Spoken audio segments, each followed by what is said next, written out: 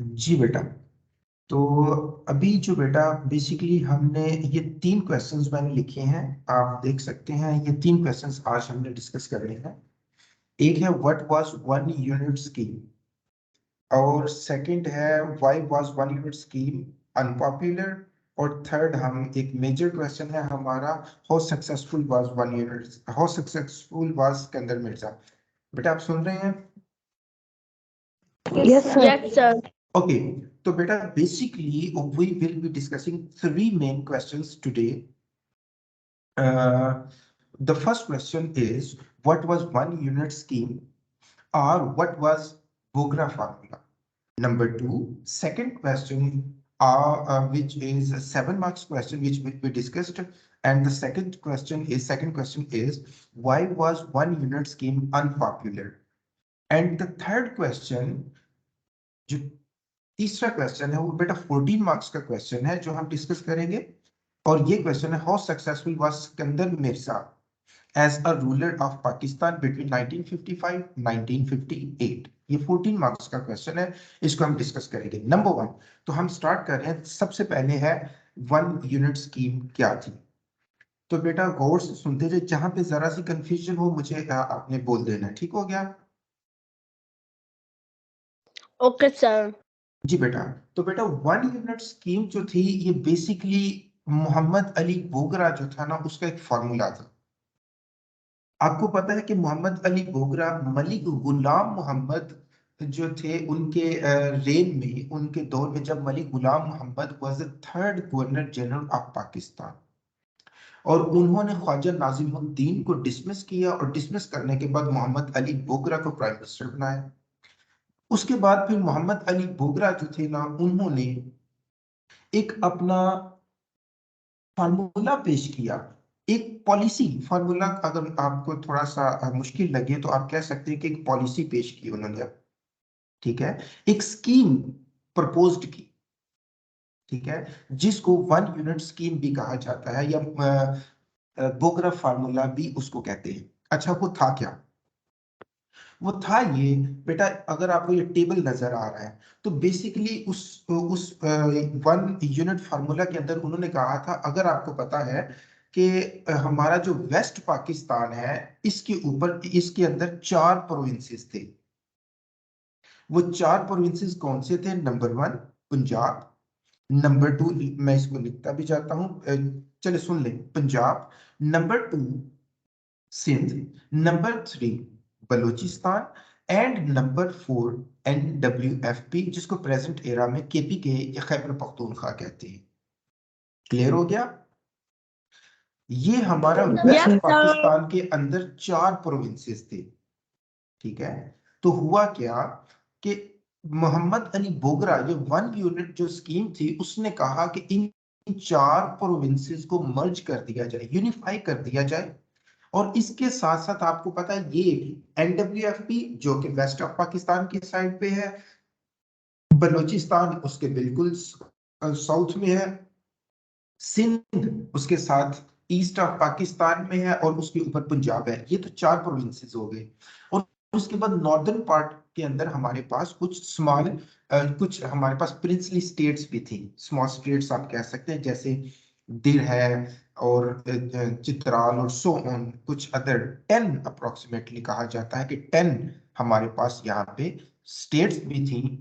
तो 10 states plus 4 provinces, इनको मिलाकर यूनिफाई करके मर्ज करके एक प्रोविंस बना दिया गया था। उस फार्मूला के अकॉर्डिंग उसने प्रपोज किया कि हम ऐसा कर लेते हैं। Clear? Am I clear? Yes, sir. तो बेटा इस तरह से तो पाकिस्तान के 2 प्रोविंसेस बन गए। एक हो गया ईस्ट पाकिस्तान, जिसको हम बांग्लादेश कहते हैं, और दूसरा हो गया वेस्ट पाकिस्तान, जिसको जो जहां पे आज हम मौजूद हैं। तो वेस्ट पाकिस्तान भी एक प्रोविंस बन गया, और ईस्ट पाकिस्तान भी एक प्रोविंस उसने प्रपोज किया था कि ऐसा कर लेते हैं। क्लियर हो गया? Yes, sir. हाँ, तो इसको, Yes. इस स्कीम को कहते हैं वन यूनिट स्कीम। ठीक हो गया? उसके अकॉर्डिंग उसने फर्दर ये कहा कि हम जो हमारा जो पार्लियामेंट है ना, पार्लियामेंट, वो 2 हाउसेस उसके होंगे, एक अपर हाउस और एक लोअर हाउस। ये जो टेबल आप सामने देख रहे हैं, अपर हाउस का मतलब ये है सेनेट, और लोअर हाउस को कहते हैं नेशनल असेंबली। और सीट्स उसके अंदर जो की गई थी, उसने कहा कि ईस्ट पाकिस्तान उसके अंदर, क्योंकि एक ही प्रोविंस था, तो उसने कहा कि टोटल जो सीट्स होंगी अपर हाउस में यानी कि सेनेट में, वो होंगी 50। ये टोटल सीट्स होंगी 50। और उसने कहा था कि वेस्ट पाकिस्तान यानी कि 4 प्रोविंसेस थे ना, तो उसको मर्ज करके एक प्रोविंस बना दिया गया। तो उसने कहा कि चारों प्रोविंसेस में से 10 सीट्स जो होंगी, 10 रिप्रेजेंटेटिव्स जो होंगे, वो पंजाब से आएंगे, 10 बलूचिस्तान से आएंगे, 10 सिंध से जाएंगे, एंड 10 जो होंगे वो केपीके से जाएंगे। कहा? अपर हाउस में। तो ये टोटल हो गए 40, और 10 उसने कहा, प्रपोज ये किया कि 10 जो होंगे वो ईस्ट पाकिस्तान से आ जाएंगे, तो टोटल मिलाकर 50 हो गए। क्लियर हो गया? Okay, sir. Yes, sir. अच्छा, उसके बाद आता है सेकंड, नेशनल असेंबली। तो नेशनल असेंबली में भी इसी तरह से कुछ, मैं उसकी डिटेल में नहीं जाता क्योंकि उसकी डिटेल के ऊपर भी हमने बात नहीं करनी। तो इसी तरह से ईस्ट पाकिस्तान से नेशनल असेंबली के लिए जो रिप्रेजेंटेशन उसने प्रपोज की, वो 165 representative would be from East Pakistan, and he also proposed that 135 member would be from the West Pakistan. तो टोटल जो थी वो नेशनल असेंबली की जो सीट्स थी उसने प्रपोज की 300। ठीक हो गया? तो इस तरह से अगर हम इसको ऐड करें तो यहाँ पे भी 175 और यहाँ पे भी 175 टोटल मेंबर बन रहे हैं। ठीक है? टोटल Sir, किधर 175 पर?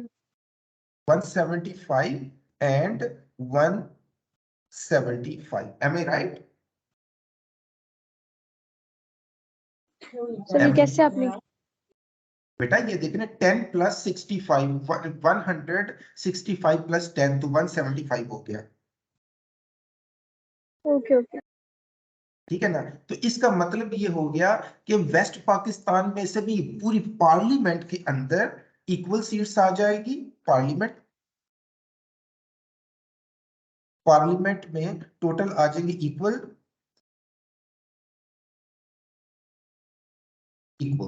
M I right? Yes sir. हाँ, तो इस तरह से उसने एक फार्मूला प्रपोज कर दिया। बेटा क्लियर है यहां तक? Yes sir. बिल्कुल अच्छा समझ आया। हाँ, तो इस तरह से हम ये कह सकते हैं, इन शॉर्ट अब मैं बताता हूं कि मोहम्मद अली बोगरा का जो फार्मूला था, उस फार्मूला के अकॉर्डिंग उसने इस तरह से अपना फार्मूला इस्टेब्लिश किया, प्रपोज किया, कि जिसके अकॉर्डिंग ईस्ट पाकिस्तान और वेस्ट पाकिस्तान जो थे वो पाकिस्तान के 2 प्रोविंस कहलाए, और ईस्ट पाकिस्तान और वेस्ट पाकिस्तान दोनों को इक्वल रिप्रेजेंटेशन मिल गई पार्लियामेंट में। क्लियर हो गया? Yes sir. जी, तो ये तो था इसका। अब मैं बात कर रहा हूं एक्चुअल क्वेश्चन के ऊपर। 4 मार्क्स का जो क्वेश्चन आता है, व्हाट वाज 1 यूनिट स्कीम? ठीक है? या ये क्वेश्चन इस तरह से भी आता है, व्हाट वाज बोगरा फार्मूला? तो 1 यूनिट स्कीम अगर पूछा जाए या बोगरा फार्मूला पूछा जाए तो दोनों का मतलब एक ही होता है, आपने परेशान नहीं होना। तो अब इसका आंसर अगर यहां से आप देखें जो मैंने लिखा है, तो Bogra formula was a political compromise which was proposed by Prime Minister Bogra. तो मोहम्मद अली बोगरा उस वक्त प्राइम मिनिस्टर थे, अगर आपको याद है तो ये हुआ क्या था कि ये 7 अक्टूबर 1953, 7 अक्टूबर 1953 को बिफोर द कॉन्स्टिट्यूएंट असेंबली को उसने ये बताया कि भाई ये मेरा फार्मूला है, आप इसको इसके अकॉर्डिंग कॉन्स्टिट्यूशन बना दे। आपको समझ आ रही है बच्चों? सर यहाँ पर तो ये नहीं कह रहे कि लाइक, यहाँ पर जी ये जी, नहीं मैं कह सुन रहे रहा कि हूँ। लाइक असेंबली से पहले ये बनाया गया था। नहीं, असेंबली से पहले का मतलब वो before constituent assembly, you do not take that in that sense. Basically हुआ क्या कि उसने कॉन्स्टिट्यूएंट असेंबली को बताया कि भाई ये मेरा फॉर्मूला है, इस सेंस में ये before constituent assembly word use किया गया है।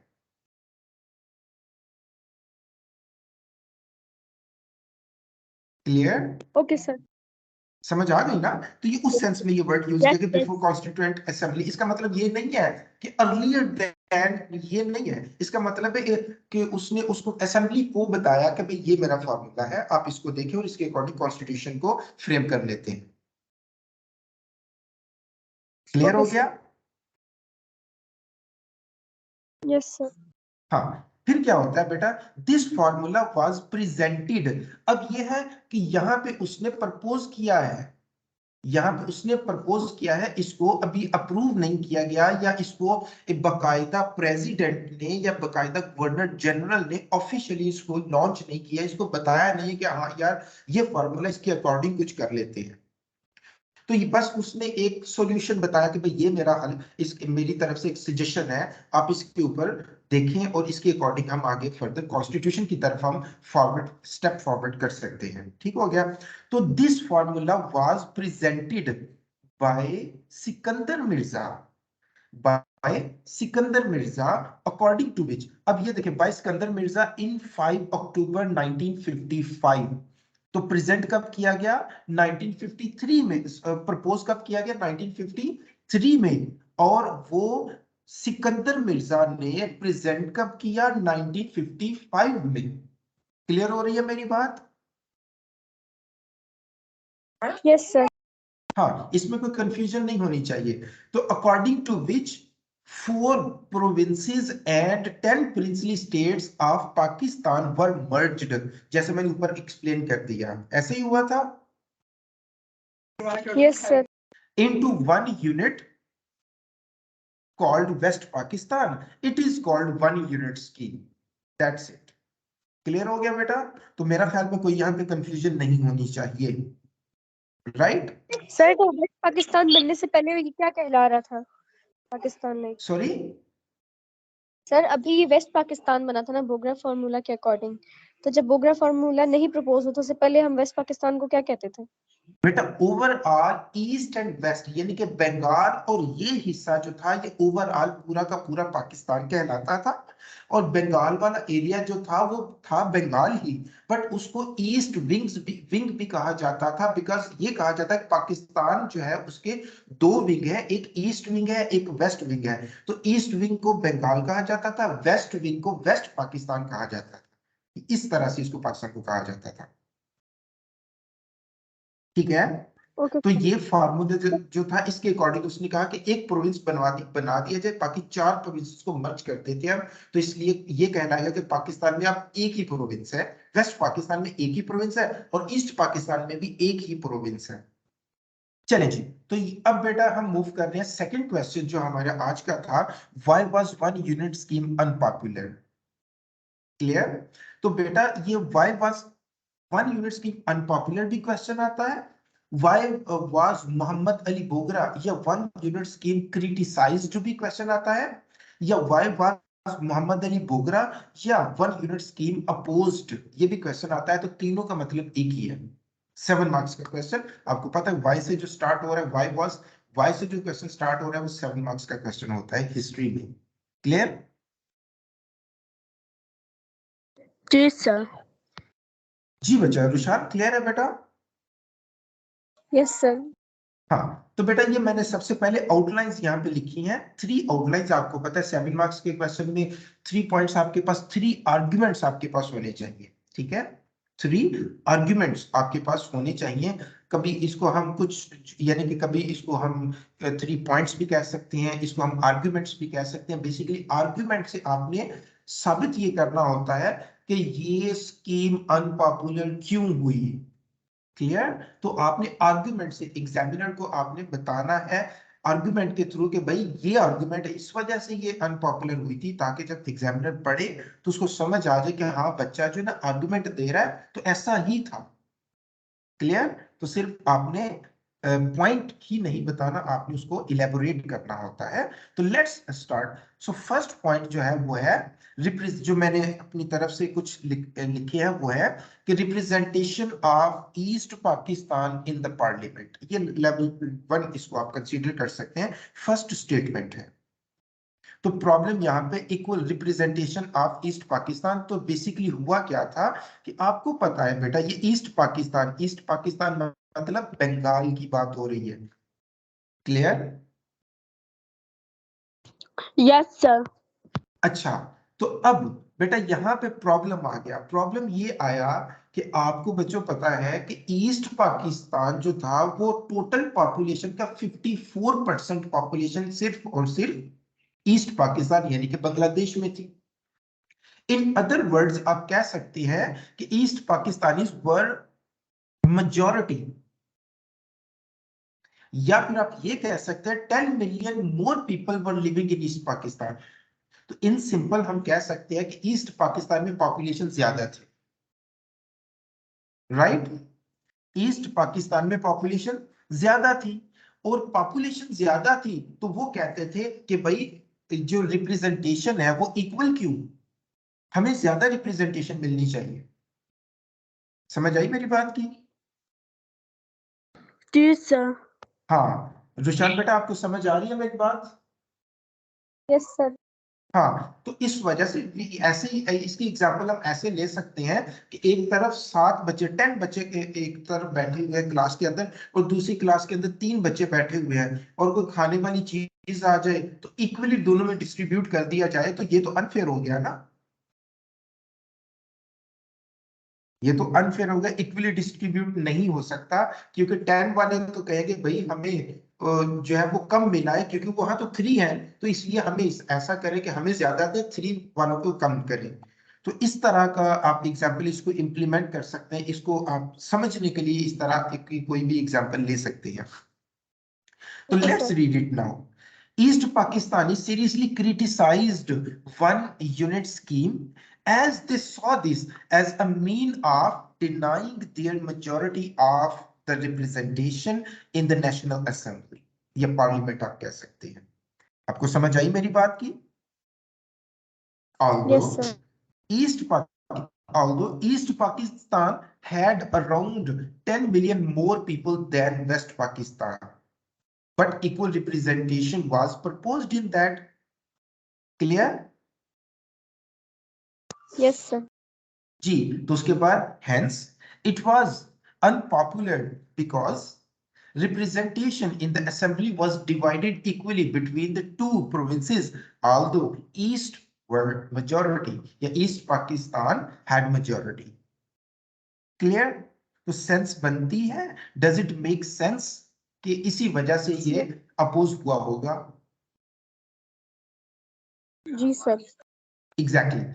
सेकेंड पॉइंट जो है बेटा वो है cultural dignity of small unit. Small unit मतलब स्मॉल प्रोविंसेस आप कह सकते हैं, ठीक है, ऑफ वेस्ट पाकिस्तान। तो ये वेस्ट पाकिस्तान से भी ये अपोज किया गया था इसको, ठीक है। तो उसको ये है पॉइंट नंबर 2, यानी कि सेकंड आर्ग्यूमेंट। तो one unit scheme was so unpopular among the small provinces of West Pakistan. तो ये हो गया आपका लेवल 1। तो लेवल 1 है, उसके अंदर आपने बता दिया कि स्मॉल प्रोविंसेस ने भी अपोज किया था। अब आप उसको लेवल 2 में जाएंगे, एक्सप्लेनेशन कि कैसे उन्होंने अपोज किया था, ऐसा क्या था। तो वो क्या है बेटा, small provinces Sindh saw it as a threat to their cultural identity. मिसाल के तौर पर उन्होंने कहा था cultural identity and feared that. इसका मतलब ये है कि कल्चरल आइडेंटिटी कैसे, कि जब बड़ा प्रोविंस कौन सा था, पंजाब, पॉपुलेशन वाइज, पॉपुलेशन के हिसाब से बड़ा प्रोविंस, और वेल डेवलप्ड प्रोविंस जो था वो था पंजाब, राइट। तो अगर 1 यूनिट बना दिया जाता तो well developed at most populated area जो था वो डोमिनेट कर सकता था छोटे प्रोविंसेस के ऊपर, इसके ऊपर फोकस ज्यादा होता, और ये डोमिनेट कर सकता था छोटे प्रोविंसेस के ऊपर जहां पे population as compare to Punjab कम थी। तो उनको ये लगा कि भाई स्मॉल प्रोविंसेस सिंध था, तो small province Sindh saw it as a threat to their cultural identities and feared that Punjab will dominate them in West Pakistan as it was the most populated and developed province. तो रुशान और बच्चों, क्या आपको ये point समझ आया? Yes. हाँ, तो more over the Skandar Mirza had to dismiss the chief minister of Sindh after protested at being merged in larger province. यानी कि जब ये बात उनके जहन में आई, ये जब फार्मूला प्रपोज किया गया और जब इसने सिकंदर मिर्जा ने बताया इस फार्मूले के बारे में, तो जो सिंध के जो चीफ मिनिस्टर था उसने प्रोटेस्ट, उन लोगों ने प्रोटेस्ट किया, या आप कह सकते हैं कि उसने अपोज किया इसको कि भाई ये नहीं होना चाहिए, क्रिटिसाइज किया इसको। तो जिस वजह से सिकंदर मिर्जा ने इनको डिसमिस कर दिया। ही also dissolve the assembly of Bahawalpur and Khairpur. तो खैरपुर और बहावलपुर की असेंबली भी डिसॉल्व कर दी गई, उसने खत्म कर दी या डिसॉल्व कर दी। Hence it was unpopular as it was seen a cultural threat by the small provinces. Clear? Sir जी जी। सर जो सिकंदर मिर्जा था उसने किसको डिसमिस किया था? Chief minister of Sindh. Okay sir. Clear?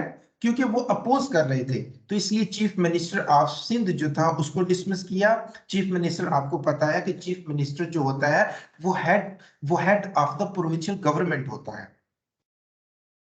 Chief minister head of the provincial government होता है, जैसे अभी प्रेजेंट एरा में प्राइम मिनिस्टर होता है head of the federal government. इसी तरह से चीफ मिनिस्टर जो होता है head of the provincial government होता है। तो उसने चीफ मिनिस्टर को जो था वो डिसमिस किया था, क्योंकि वो अपोज कर रहा था इसको कि ये नहीं होना चाहिए ऐसा। क्लियर? उसके बाद थर्ड पॉइंट यस। आता है बेटा, थोड़ा जल्दी चल लेते हैं, टाइम काफी लग रहा है हमारा। ओके, तो थर्ड पॉइंट हमारा आ रहा है, अगर आप आउटलाइन देखें तो provinces resources of small units. तो बेटा अगर इन शॉर्ट में, अगर सिंपल से वर्ड में बता दूं, ये पैरा भी छोटा सा है कि ये स्मॉल प्रोविंसेस लाइक सिंध और सम अदर, उन्होंने ये देखा कि भाई हम तो छोटा सूबा है, छोटा प्रोविंस है, तो बड़े प्रोविंस हमारे रिसोर्सेज को यूज भी कर लेंगे। तो उनको लगा कि इनका एक्सप्लॉइट होगा, इनके रिसोर्सेज के एक्सप्लॉइटेशन हो जाएगी, तो इसलिए भी उन्होंने इसको रिजेक्ट कर दिया या अपोज कर दिया।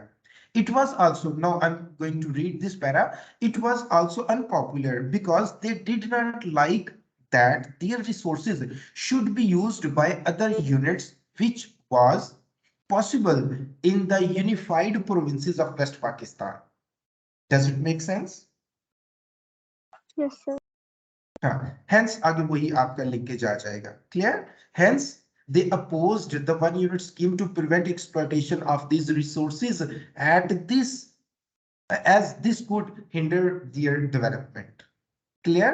तो ये हो गया बेटा 7 मार्क्स क्वेश्चन। क्लियर हो गया बेटा? Yes sir.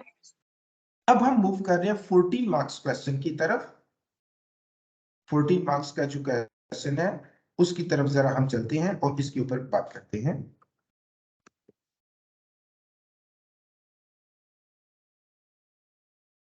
जी बेटा, तो 14 मार्क्स के क्वेश्चन में ये जरा आपने बहुत गौर से देखना है, क्योंकि इससे रिलेटेड और भी क्वेश्चंस आएंगे। Why was there so many governments between 1955 till 1958, इस तरह का क्वेश्चन आपको आएगा, 7 मार्क्स का क्वेश्चन। तो अगर इसको जरा गौर से देखना है, तो मैं थोड़ा सा आपको मलिक गुलाम मोहम्मद से रिलेटेड थोड़ा सा मैं आपको एक चीज बताना चाहूंगा।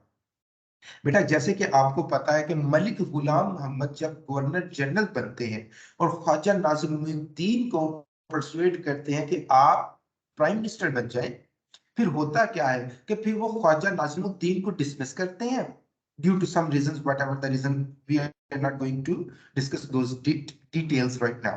बट आफ्टर दैट वो मोहम्मद अली बोगरा को प्राइम मिनिस्टर बनाते हैं। फिर जब मोहम्मद अली बोगरा गवर्नर जनरल की पावर को कम करने की कोशिश करते हैं, तो फिर मलिक गुलाम मोहम्मद बोगरा को भी डिसमिस कर देते हैं। और साथ कॉन्स्टिट्यूएंट असेंबली भी डिसॉल्व कर देते हैं। उसके बाद न्यू कॉन्स्टिट्यूएंट असेंबली बनती है और मोहम्मद अली बोगरा को दोबारा से प्राइम मिनिस्टर बना दिया जाता है। ये थोड़ी चेंजिंग हुई थी, ये पॉलिटिकल इंस्टेबिलिटी कह सकते हैं, ये चेंजिंग हुई थी मलिक गुलाम मोहम्मद के दौर में। बेटा याद आ गई सारी चीजें बच्चों? जी सर। Yes sir.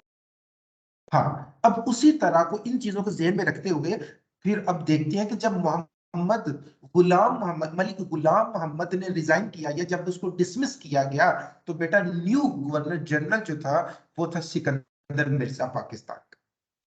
अब आपको याद होना चाहिए हमारे फर्स्ट गवर्नर जनरल, आपको जो खास तौर पर मेन चीजें जो आपने जहन के अंदर रखनी है वो ये रखनी है, first governor general Quaid-e Azam, second governor general Khwaja Nazimuddin, third governor general Malik Ghulam Mohammad and fourth governor general of Pakistan was Sikandar Mirza. Right? तो इसके लिए एक और खास पॉइंट मैं आपको बता रहा हूं जो आपने कभी नहीं भूलना, fourth governor general and last governor general of Pakistan was Sikandar Mirza.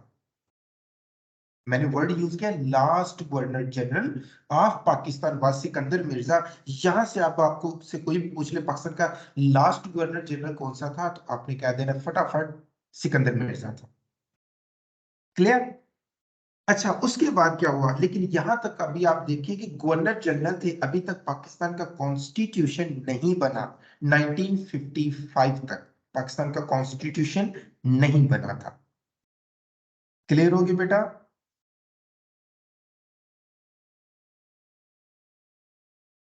Yes जी बेटा। अब जरा यहाँ पे ये टेबल की तरफ नजर करें, तो टेबल को अगर आप देखें यहाँ पे, इस टेबल को देखें तो मैंने लिखा हुआ है गवर्नर जनरल, यानी कि 7 अगस्त 1955 जब मलिक गुलाम मोहम्मद को डिसमिस किया जाता है, तो फिर 23 मार्च ये 7 अगस्त 1955 को Sikandar Mirza governor general of Pakistan बन जाते हैं। और ये 7 अगस्त 1955 से लेकर 23 मार्च 1956 तक ये गवर्नर जनरल रहते हैं। क्लियर? Yes sir. हाँ, उसके बाद क्या आता है, उसके बाद देखिए यहाँ पे लिखा हो फर्स्ट प्रेसिडेंट ऑफ पाकिस्तान। तो इसका मतलब है अगर आपसे पूछा जाए कि बेटा who was the first president of Pakistan, तो आपने कह देना है Sikandar Mirza. Last governor general of Pakistan Sikandar Mirza, first president of Pakistan वो भी सिकंदर मिर्जा। अब यहाँ पे गवर्नर जनरल प्रेसिडेंट क्या चेंज आया, चेंज सिर्फ इतना सा आया कि बेटा अब 23 मार्च 1956 को पाकिस्तान का फर्स्ट कॉन्स्टिट्यूशन बन गया था। और हुआ ये कि गवर्नर जनरल का नाम चेंज करके प्रेसिडेंट रख दिया गया था। यानी कि हमारे कॉन्स्टिट्यूशन में ये कहा गया कि आज से जो गवर्नर जनरल होगा उसको हम प्रेसिडेंट कहेंगे। इन सिंपल वर्ड में आपको बता रहा हूं, कंफ्यूज नहीं होना। ठीक हो गया? तो इसलिए गवर्नर जनरल सिकंदर मिर्जा को अब प्रेसिडेंट कहा जाने लगा। क्लियर होगी बात? जी सर। हाँ, और कोई चेंज नहीं आया। बस आपने सिर्फ इतना याद रखना है कि गवर्नर जनरल था, जब कॉन्स्टिट्यूशन आ गया तो कॉन्स्टिट्यूशन के अकॉर्डिंग गवर्नर जनरल को प्रेसिडेंट कहा गया। इस वजह से सिकंदर मिर्जा अब प्रेसिडेंट कहलवाना शुरू हो गया कि ये हमारा प्रेसिडेंट है, फर्स्ट प्रेसिडेंट है। तो ये गवर्नर जनरल, उसके बाद प्रेसिडेंट 23 मार्च 1956 से लेकर 27 अक्टूबर 1958 तक ये हमारे पाकिस्तान के प्रेसिडेंट रहे। और उसके बाद फिर इनको जनरल अयूब खान ने डिसमिस किया था। ठीक हो गया? तो ये तो है हमारा सिकंदर मिर्जा का as governor general and first president का दौर।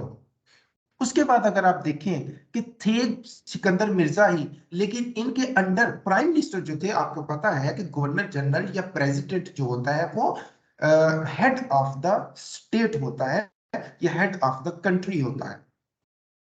और जो प्राइम मिनिस्टर होता है वो head of the government, federal government होता है, कंट्री की गवर्नमेंट का हेड होता है। तो अब यहाँ पे अगर आप देखें कि जो प्रेसिडेंट थे सिकंदर मिर्जा, उनके दौर में प्राइम मिनिस्टर कौन थे? तो प्राइम मिनिस्टर सबसे पहले आपको पता है कि मलिक गुलाम मोहम्मद जब गए हैं तो प्राइम मिनिस्टर मोहम्मद अली बोगरा थे, याद है ना?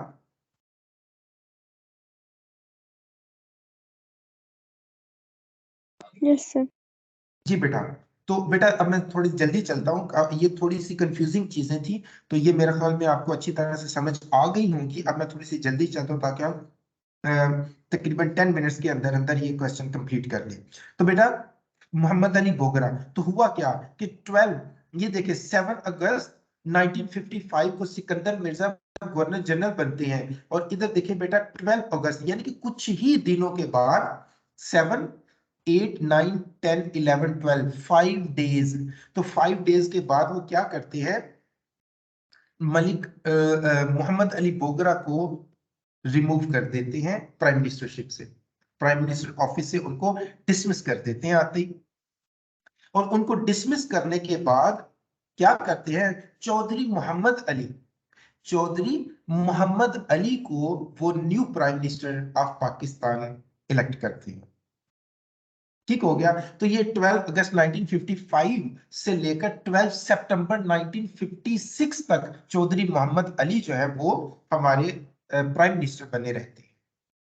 यहाँ पे एक चीज याद रखें कि इसका मतलब है कि जब हमारा कॉन्स्टिट्यूशन बना था तो वो उस वक्त प्रेसिडेंट सिकंदर, गवर्नर जनरल या हेड जो है वो सिकंदर मिर्जा थे, और प्राइम मिनिस्टर चौधरी मोहम्मद अली थे। उसके बाद हुसैन शहीद सोहरवर्दी 12 सितंबर 1956 को हमारे प्राइम मिनिस्टर बनते हैं, एंड 17 अक्टूबर 1957 तक ये प्राइम मिनिस्टर रहते हैं। अच्छा, उसके बाद फिर आगे इब्राहिम इस्माइल चंद्रीगढ़, और उसके बाद फिर फिरोज खान नून, और लास्ट वन जो हमारे प्राइम मिनिस्टर सिकंदर मिर्जा के दौर में आते हैं वो है जनरल अयूब खान। सिचुएशंस कुछ ऐसी हो जाती है कि जनरल अयूब खान जो है वो मार्शल लॉ डिक्लेयर करते हैं, Sikandar Mirza martial law declare करते हैं, और जनरल अयूब खान को कंट्रोल दे देते हैं कंट्री का।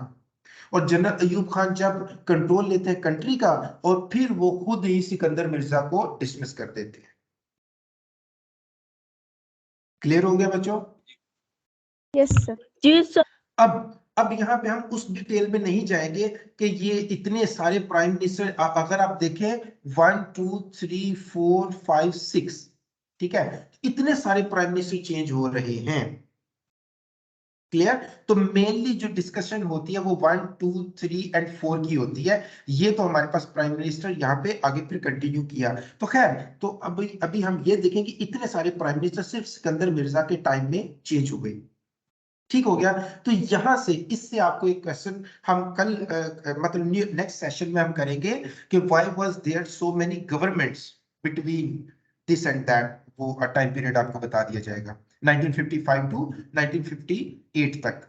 ठीक है, तो ये 7 मार्क्स का क्वेश्चन जो है वो हम करेंगे, उसके अंदर हम इसको जरा डिटेल में डिस्कस करेंगे कि इतनी डिफरेंट गवर्नमेंट क्यों थी। बट इन शॉर्ट हम ये कह सकते हैं कि इनको सिकंदर मिर्जा जो थे इनको नो सुनने की आदत नहीं थी, यानी कि जो भी इनको अपोज करता उसको डिसमिस कर देते, जो भी इनको अपोज करता उनको डिसमिस कर देते।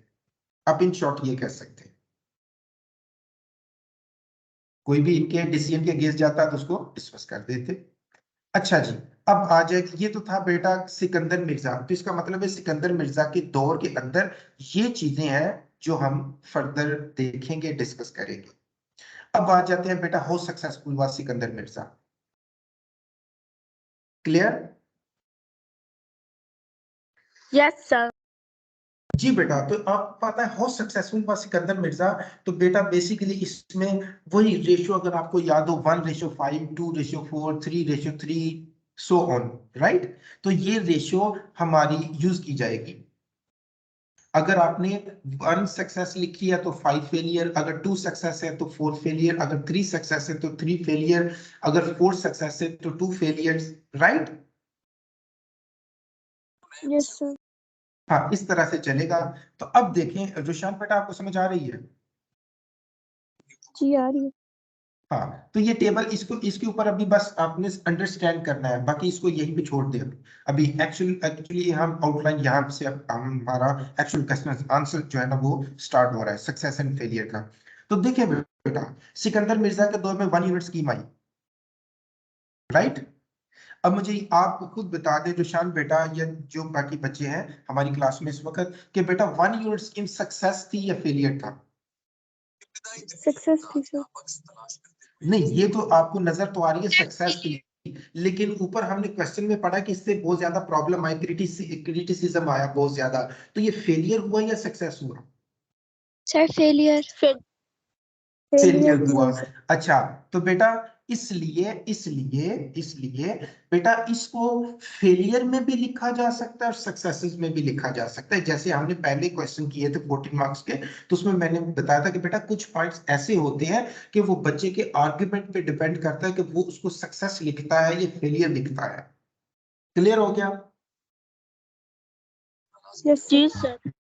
तो मेरा ख्याल में 1 unit scheme as a failure आप सिकंदर मिर्जा, तो आप क्लियरली इसको लिख सकते हैं, right. Yes sir.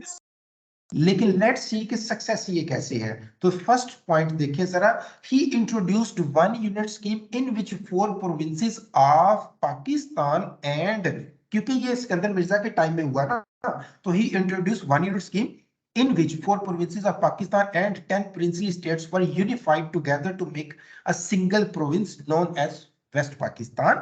Now, Pakistan had only 2 provinces, East and West Pakistan. Hence, the scheme was important as it helped to resolve the constitutional problem of distribution of seats between the 2 provinces in the parliament. तो ये success हुआ कि ना हुआ?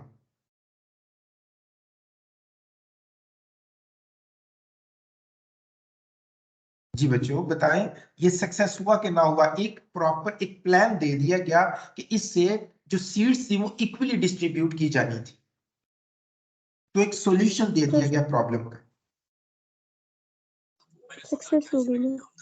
हाँ, तो अगर आप इसको इस एंगल से लिखते हैं तो तब ये सक्सेस हो जाएगा, और अगर आप इसको लिखते हैं कि नहीं, इससे क्रिटिसिज्म आया बहुत ज्यादा, इससे वेस्ट ईस्ट पाकिस्तान ने इक्वल रिप्रेजेंटेशन के ऊपर क्रिटिसिज्म किया कि भाई हमारी पॉपुलेशन 10 मिलियन मोर है, we are 10 million more than West Pakistan, so we should be given more representation in the parliament, तो ये क्रिटिसिज्म आया। On the other hand in the West Pakistan small states ने भी क्रिटिसिज्म किया, इसके ऊपर क्रिटिसाइज किया, तो फिर अगर आप ये चीज साथ मेंशन कर देते हैं तो then it would be considered failure of Sikandar Mirza. Clear हो गया बेटा? तो ये आपके 2 पॉइंट्स यहाँ पे आपको मिल गए। क्लियर? अब आते हैं सेकंड यहाँ पे। तो यहाँ पे देखिए सेकंड पॉइंट में लिखा कॉन्स्टिट्यूशन, तो बेटा सिकंदर मिर्जा के दौर में कॉन्स्टिट्यूशन बन गया था? Yes sir. तो ये सक्सेस हुआ, सही। Yes sir. तो देखिए बेटा 1947 से लेकर अब तक हमारे पास क्या हम यूज कर रहे थे, 1935 इंडिया एक्ट 1935 की अमेंडेड फॉर्म हम यूज कर रहे थे, लेकिन हमारे पास अपना कॉन्स्टिट्यूशन नहीं था। लेकिन अब आके पाकिस्तान का फर्स्ट कॉन्स्टिट्यूशन जो था वो बन चुका था, तो ये एक सक्सेस थी सिकंदर मिर्जा की कि फर्स्ट कॉन्स्टिट्यूशन जो था वो सिकंदर मिर्जा के दौर में बना, तो ये सक्सेस हो गई। During the time of Sikandar Mirza the constitution of 1965 was introduced which promoted cordial ties between East and West Pakistan on the basis of principle of equality, right? Equality मतलब इक्वल रिप्रेजेंटेशन मिली ना, तो ये एक उसने कहा कि कॉर्डियल रिलेशन, एक कॉर्डियल टाइज जो थी वो इन ईस्ट एंड वेस्ट पाकिस्तान में इससे आई। उसके फर्दर आगे देखिए, due to the efforts of prime minister Chaudhry Mohammad Ali, that constitution was drafted and signed by Sikandar Mirza on 2 March 1956 and was officially adopted on 23rd March 1956। यानी कि ये साइंड इस वक्त हुआ और इसको अब कहा कि चलो अब इंप्लीमेंट करवाना शुरू कर देते हैं, तो इंप्लीमेंट करवाना जब स्टार्ट किया तो 23rd मार्च 1956 को इसको इंप्लीमेंट कर दिया गया था कंट्री के अंदर। क्लियर है? कोई कंफ्यूजन तो नहीं है यहां तक? नहीं सर। हाँ, तो इस तरह से ये सक्सेस हो गया। आगे आपका लिंकेज है, hence it was significant. Okay, तो ये आगे आपका लिंकेज आ गया। क्लियर हो गया। अब यहाँ पे एक और इंपॉर्टेंट पॉइंट, यहाँ पे मैंने लिंकेज में एक और इंपॉर्टेंट पॉइंट मेंशन किया हुआ है। यहाँ देखें, इट सेड दैट, किसने, यानी कि कॉन्स्टिट्यूशन में ये भी लिखा गया कि Pakistan would be Islamic republic and its president would always be a Muslim. ये एक बड़ा इंपॉर्टेंट पॉइंट, इसको जरा देखें। ये अब आपको फर्स्ट ड्राफ्ट ऑफ कॉन्स्टिट्यूशन याद आया? फर्स्ट ड्राफ्ट ऑफ कॉन्स्टिट्यूशन इस वजह से बहुत ज्यादा क्रिटिसाइज किया गया था कि ये इस्लामिकली जो है वो सफिशिएंट नहीं है। M I right? हाँ, तो इसके अंदर देखें, इस तरह से इसको इस्लामिक कॉन्स्टिट्यूशन कहा गया ताकि उलमा जो थे वो भी इसको हैप्पीली एक्सेप्ट कर सके और उनको भी कूल डाउन, काम डाउन किया जा सके। तो ये इस वजह से ये एक सक्सेस इसको हम कह सकते हैं। लेकिन लेट्स से, अब अगर मैं बात करता हूँ इसके फेलियर की, तो मैं कहता हूं कि नहीं, कॉन्स्टिट्यूशन तो बन गया, ये सक्सेस है, बट फेलियर क्या था, या आप कह सकते हैं ड्रॉबैक्स ऑफ कॉन्स्टिट्यूशन 1956। तो ड्रॉबैक अगर यहीं से हम निकालें, तो एक तो ड्रॉबैक यह है कि इक्वल रिप्रेजेंटेशन का ड्रॉबैक है।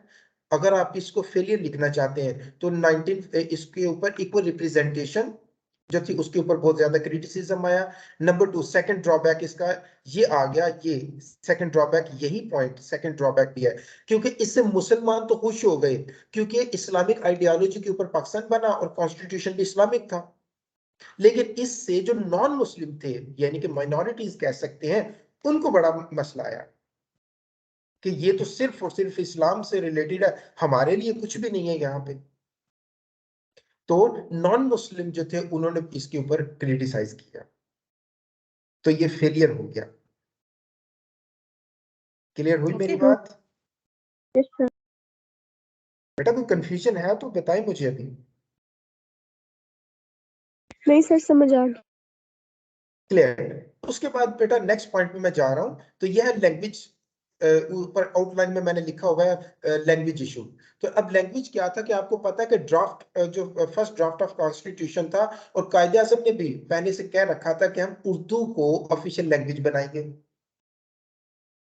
और ख्वाजा नाज़िमुद्दीन को भी अगर आपको याद होगा कि उसके डिसमिसल में हमने एक रीजन ये पढ़ी थी कि ख्वाजा नाज़िमुद्दीन भी जब बंगाल गए तो उन्होंने ओपनली डिक्लेयर किया कि हम उर्दू को ऑफिशियल लैंग्वेज ऑफ पाकिस्तान बनाएंगे, कॉन्स्टिट्यूशन के अंदर डिक्लेयर करेंगे। अब यहाँ पे क्या हुआ, आपको याद आ गई मेरी बात हो? जी। तो अब यहाँ पे क्या हुआ कि the constitution also said that both Bengali and Urdu would be national language of Pakistan. सही। तो इस कॉन्स्टिट्यूशन के अकॉर्डिंग ये कहा गया कि उर्दू और बंगाली दोनों ही पाकिस्तान की नेशनल लैंग्वेज बनेगी। तो इससे अब ये, इससे हुआ क्या कि it helped to satisfy the East Bengalis who had been demanding since 1947 that their language Bengali should be made national language of Pakistan। तो इससे वो लोग जो कहते थे कि बंगाली नेशनल लैंग्वेज बने, वो सेटिस्फाई हो गए और कूल डाउन, काम डाउन हो गए इससे। तो ये सक्सेस हो गई। M I right? Yes sir. हाँ, तो ये सक्सेस हो गई। उसके बाद हम नेक्स्ट चलते हैं डेवलपमेंट प्रोग्राम। और सिकंदर मिर्जा के दौर में ये काम तो हुए, और सिकंदर मिर्जा के दौर में क्या कुछ हुआ? तो during Sikandar Mirza rule industrial and rural development programs were started in the country. ये हो गया आपका लेवल 1 यहां तक। उसके बाद फर्दर, अब ये development, industrial and rural development programs, ये था क्या, इसके अकॉर्डिंग हुआ क्या था कंट्री के अंदर? तो ये हो जाएगी आपकी इलेबोरेशन, यानी कि ये हो जाएगा आपका लेवल 2। तो वो क्या था? Further steps were taken to improve infrastructure, यानी कि आपको, हमने ज्योग्राफी के अंदर भी ये पढ़ा हुआ है कि इंफ्रास्ट्रक्चर होता है कि फर्दर डेवलपमेंट्स होती हैं, वो किसी ऑफिस से रिलेटेड, रोड ब्रिजेस से रिलेटेड, इस तरह की जो होती है वो इंफ्रास्ट्रक्चर में आती हैं। ठीक है। Okay sir. ओके, उसके बाद है इन द कंट्री द टेलीकम्यू, और क्या चेंजिंग आ रही है, यानी कि इंप्रूवमेंट हो रही है। टेलीकम्युनिकेशन प्रोजेक्ट वर स्टार्टेड, ठीक है, which is very good. Karachi airport was completed, very good. railway system was improved and telephone system was expanded. तो ये बेसिकली डेवलपमेंट हो रही है कंट्री के अंदर, तो जो कि एक पॉजिटिव स्टेप है, जो कि एक सक्सेस है। क्लियर हो गया बेटा? Yes. Yes, sir. हाँ, तो ये आ गया आपका, आ गया linkage. Hence these effects improve the lifestyle and provided economic and social benefits and help to modernize Pakistan. So ये आपका हो गया लिंकेज लेवल 3। क्लियर? अब आ जाएंगे वही जो उसके 1 यूनिट स्कीम ऊपर हमने सक्सेस पढ़ा था, यहाँ पे उसी के ड्रॉबैक्स हैं, यानी कि ये अब फेलियर पॉइंट में भी आप इसको मेंशन कर सकते हैं, तो ये उसके ड्रॉबैक्स हैं। However, 1 unit scheme was unpopular among the East Pakistan. They felt that it was a deliberate attempt on part of Sikandar Mirza and West Pakistan leadership. बेटा इसके अंदर वही है कि ईस्ट पाकिस्तानियों ने कहा कि हम ज्यादा है, पॉपुलेशन है, तो हमें इक्वल रिप्रेजेंटेशन नहीं बल्कि ज्यादा रिप्रेजेंटेशन हमें मिलनी चाहिए। तो बेसिकली ये उसका ड्रॉबैक है, जिसकी वजह से ये सिकंदर मिर्जा के दौर में ये एक फेलियर था। क्लियर हो गया? तो ये आप इजीली मेंशन कर सकते हैं। तो सेकंड पॉइंट आप वो कॉन्स्टिट्यूशन का इस्लामिक होना भी आप इसके अंदर मेंशन कर सकते हैं नीचे नेक्स्ट पॉइंट के अंदर। क्लियर हो गया बेटा? Yes, sir. हाँ, तो last point, second last I think point है, सेकंड लास्ट पॉइंट, ये कॉन्स्टिट्यूशन हैवीली क्रिटिसाइज्ड। तो हैवीली क्रिटिसाइज्ड के अंदर वो जो हम बात कर सकते हैं कि इस्लामिक था, तो इसे माइनॉरिटीज को प्रॉब्लम हुआ। क्लियर? Okay. हाँ, तो ये इसके अंदर चीज मेंशन कर सकते हैं की हुई है। उसके बाद हम लास्ट पे देख लेते हैं, ये भी बेटा उसी से रिलेटेड है, इसको देखना। अच्छा, लास्ट पॉइंट है हमारा, मैं बस फिनिश कर रहा हूँ। लास्ट पॉइंट है during his rule political instability. तो बेटा पॉलिटिकल इंस्टेबिलिटी गुड होता है या बैड होता है, आप बता दें जल्दी से मुझे। बुरा होता है सर, बैड होता है। जी एग्जैक्टली तो उसकी एग्जांपल मैंने बहुत दफा बताई हुई है आपको कि पॉलिटिकल इंस्टेबिलिटी क्या है, कि जब एक गवर्नमेंट थ्रू इलेक्शंस आती है तो 5 ईयर के लिए पाकिस्तान के अंदर इलेक्ट होती है। तो जब 5 ईयर के आती है तो जो भी एक न्यू गवर्नमेंट आती है वो अपने प्लान्स लेकर आती है, कि अपनी पॉलिसीज अपने प्लान लेकर आती है कि ये प्लान हम 5 ईयर या 10 ईयर ये एक लॉन्ग टर्म प्लान्स लेकर आती है, जिसके अकॉर्डिंग पाकिस्तान के अंदर तो एक कंट्री के अंदर डेवलपमेंट करनी होती है। और अगर वो वही गवर्नमेंट 1 साल के बाद, 2 साल के बाद, 3 साल के बाद ये किसी भी टाइम वो डिसमिस कर दी जाती है, ये रिमूव कर दी जाती है, तो इससे कंट्री को नुकसान ये होता है कि जो प्रोजेक्ट स्टार्ट किए होते हैं, न्यू गवर्नमेंट जो आती है वो हो सकता है उन प्रोजेक्ट्स को रोक दे। अगर रोक दिया तो जितना इन्वेस्ट उसके ऊपर लगाया होता है वो सारा का सारा जाया हो सकता है। ठीक हो गया? तो इसलिए पॉलिटिकल, ये एक ही एग्जांपल मैंने दी, तो इसलिए पॉलिटिकल स्टेबिलिटी जो होती है वो गुड नहीं होती, वो बैड होती है किसी भी कंट्री के लिए। ठीक हो गया? तो ड्यूरिंग हिज रेन आपने ऊपर देखा कि कितने सारे प्राइम मिनिस्टर जो थे वो, आई थिंक 4 प्राइम मिनिस्टर मैंने मेनली आपको कहा कि वो इतने प्राइम मिनिस्टर जो थे वो चेंज हुए हैं। तो during his reign instability, political instability increased in the country. He dismissed 4 prime minister in 2 years। Am I right बेटा? Yes, sir. Which led to political and economic instability. Definitely it happened, and it was alarmed at a plan by Sohrawardy to unite political। तो ये हुआ क्या कि इससे जो सोहरवर्दी था ना, उसने क्या किया कि डिफरेंट पॉलिटिकल लीडरशिप जो थी उनको यूनाइट करना शुरू किया, ताकि वो सिकंदर मिर्जा के अगेंस्ट कुछ कर सके। तो इस डर से हुआ क्या, इस डर से हुआ क्या कि जो सिकंदर मिर्जा था उसने मार्शल लॉ डिक्लेयर कर दिया, और जनरल अयूब खान जो था उसको मार्शल लॉ डिक्लेयर कर दिया, और जनरल अयूब खान को वो कंट्री का जो है वो कंट्री को रन करने के लिए उसको आगे ले आते हैं। क्लियर? तो इसका मतलब ये होता है, ये भी चीज याद रख लें कि कंट्री के अंदर जब भी गवर्नमेंट के अंदर जब भी आर्मी की इन्वॉल्वमेंट होती है, तो इसका मतलब है ये उस गवर्नमेंट का फेलियर होता है। ये हमेशा बात याद रखनी है, क्योंकि हमारे कॉन्स्टिट्यूशन में ये मेंशन है चीजें कि जो आर्मी होगी उसका गवर्नमेंट से के साथ ताल्लुक नहीं होगा, गवर्नमेंट में इंटरवीन नहीं करेगी। ठीक हो गया? तो अगर गवर्नमेंट, किसी भी गवर्नमेंट के अंदर अगर आर्मी इंटरवीन करती है, मदाखलत करती है, तो इसका मतलब ये है कि वो गवर्नमेंट फेल है। ये चीज हमेशा याद रखें। तो इसी तरह से बेटा यहाँ पे general Ayub Khan imposed martial law, या general Ayub Khan imposed martial law कह सकते हैं, या Sikandar Mirza imposed martial law, क्योंकि उसी दौर में हुआ था। To save his seat as president, अपनी उसने सीट को सेव करने के लिए मार्शल लॉ लगा दिया और जनरल अयूब खान को ऊपर ले आए। And also abrogate constitution. Abrogate constitution का मतलब ये होता है कि कॉन्स्टिट्यूशन को सस्पेंड कर दिया जाता है। ये बात मैंने आपको समझाई हुई है। कॉन्स्टिट्यूशन को सस्पेंड कर दिया जाता है, यानी कि उसको फॉलो नहीं किया जाता कॉन्स्टिट्यूशन को। क्लियर? तो मार्शल लॉ डिक्लेयर कर दिया जाता है। Hence this made him unpopular which led to his failure. Clear बेटा? तो सर जो कॉन्स्टिट्यूशन था उसे फॉलो करना छोड़ दिया था कुछ टाइम के लिए। जी बेटा ऐसा ही होता है, क्योंकि मार्शल लॉ डिक्लेयर कर दिया गया ना, तो अब जो कॉन्स्टिट्यूशन है उसके अकॉर्डिंग तो बहुत सारी चीजें जिसको फिर फॉलो करना पड़ता है। लेकिन यहाँ पे आर्मी ओवरटेक कर रही है, आर्मी कंट्रोल कर रही है कंट्री को, तो फिर वो कॉन्स्टिट्यूशन को उस वक्त जो है वो फॉलो नहीं किया जाता। तो ये बेसिकली होता ये है, जैसे मिसाल के तौर पर अगर अभी कंट्री के अंदर कॉन्स्टिट्यूशन हमारा मार्शल लॉ लग जाए, तो उसका मतलब है कि situations were getting out of control and the present government is unable to control those situations. That is why army took control of the country. ठीक है ना? तो ये इस सेंस में ये समझा जाता है, तो which is very negative point. Clear? तो उस वक्त फिर पाकिस्तान का कॉन्स्टिट्यूशन जो है उसको कॉन्स्टिट्यूशन को सस्पेंड कर दिया जाता है या एब्रोगेट कर दिया जाता है। क्लियर हो गया Okay, बेटा? sir. तो ये इसका फेलियर है। तो लिहाजा मैंने कुछ पॉइंट्स एक्स्ट्रा लिखे हुए, आपको 7 पैराग्राफ्स की जरूरत है, तो यहाँ पे मैंने 5 6 7 ही पैराग्राफ आई थिंक लिखे हुए हैं। तो बेटा ये आपका 14 मार्क्स का क्वेश्चन है। क्लियर हो गया? ये जो बेटा जो ये स्लाइड है, ये मैं आपके साथ शेयर भी कर देता हूँ व्हाट्सएप ग्रुप में, उसको वहां से देकर आपने फर्दर इसकी स्टडी कीजिएगा और इसको आपने तैयारी करनी है इसके ऊपर से। क्लियर हो गया बच्चों? Okay, sir. जी सर। सो होपफुली कि आपको क्लियरली ये समझ आ गया, और हम इंशाल्लाह नेक्स्ट सेशन में कुछ न्यू पॉइंट्स, कुछ न्यू क्वेश्चन जो है वो लेकर आएंगे और उसके ऊपर फिर फर्दर डिस्कस करेंगे। क्लियर? Okay, sir.